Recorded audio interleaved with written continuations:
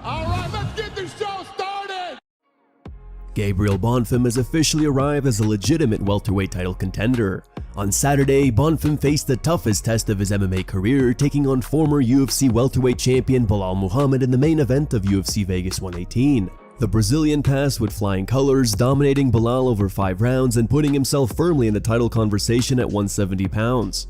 Bonfim entered the fight riding a 4-fight winning streak, but questions remained about his level of competition.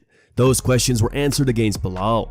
Despite coming in on a 2-fight skid, the former champion was still considered one of the division's elite, and Bonfim delivered the best performance of his career against him. Shortly following the loss, Belal issued the following statement on his social media. "Alhamdulillah for everything, too blessed to be stressed. You don't find out who or when everything goes your way. You find out when it doesn't. Grateful for the journey, grateful for the lessons. I'll be back. Thank you all to my supporters, my team and family. Congrats my brother on his big win, his hard work paying off on his way to the title."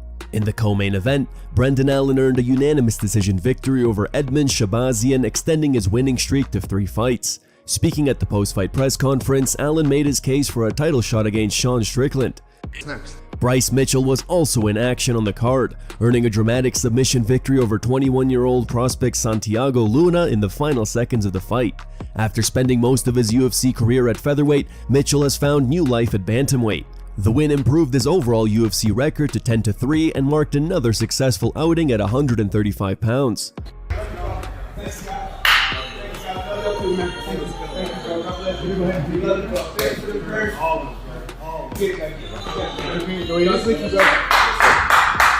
Leading up to the event, Mitchell made headlines for his criticism of the UFC's upcoming White House event on June 14th. His issue wasn't with the UFC itself, but with the idea of holding sporting events at a government building.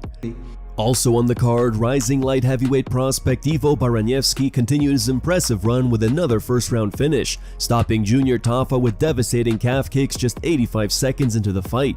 Baraniewski first bust onto the UFC scene with a 20-second knockout on Dana White's Contender Series last year. Since earning his contract, he has maintained that momentum, recording 3 consecutive first-round finishes in the UFC.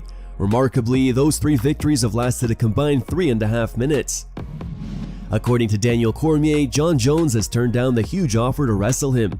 Jones stated how much he would like to compete on RAF Wrestling after being in attendance for Gable Stephenson's promotional debut last weekend.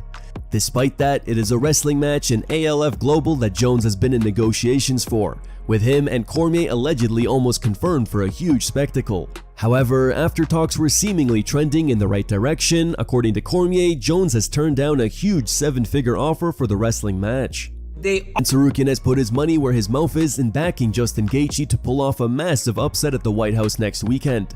While appearing on a live stream with Dean the Great and 4-weight boxing world champion Adrian Broner, Arman revealed he has placed a $1 million wager on Gaethje to defeat Ilia Topuria. If Gaethje pulls off the upset, Tsarukyan stands to cash out $5.7 million. With just a week to go until the UFC White House event, a rumor surfaced suggesting that the promotion had barred heavyweight standout Josh Hokit from participating in the official pre-fight press conference. The speculation began after Spanish combat sports reporter Alvaro Colmenero noted that Hokit's name was missing from the initial list of confirmed attendees. That immediately led fans to connect the dots, with many pointing to his previous altercation involving Alex Pereira and Ilia Topuria at the UFC Freedom 250 press conference in Newark last month as a possible reason for the alleged exclusion. The rumor quickly sparked backlash across the MMA community, with fans criticizing the UFC over the reported decision. However, following the wave of reaction, the promotion reportedly reversed course and added both Hokit and Derek Lewis to the updated press conference lineup. Max Holloway says he is not concerned that Conor McGregor will fail to show up for their scheduled fight on July 11th.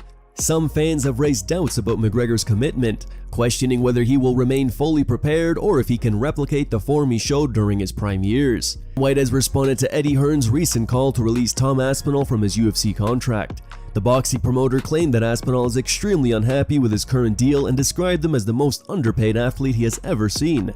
Hearn also went on to say that he would be willing to pay Aspinall at least 3 times more than what he currently earns under his UFC contract. Those comments didn't go unanswered. We have an update on the weather forecast for June 14th, and it's not looking great. According to the latest forecast for the UFC's event at the White House, there's currently a 65% chance of rain and a 39% chance of thunderstorms. If those conditions hold, fighters could end up competing in the rain, something we've never seen before in the UFC. While it would certainly create a unique visual, it could also be a major challenge for the event, especially with concerns about fighter safety and slippery conditions inside the octagon. Sean O'Malley has already started preparing for the possibility, training on wet mats to simulate fighting in the rain. Here are the top 3 memes found on the internet. Number 3 meme was posted by ya boy Dan. Number 2 meme was posted by MMA On Point. And number 1 meme was posted by Robert.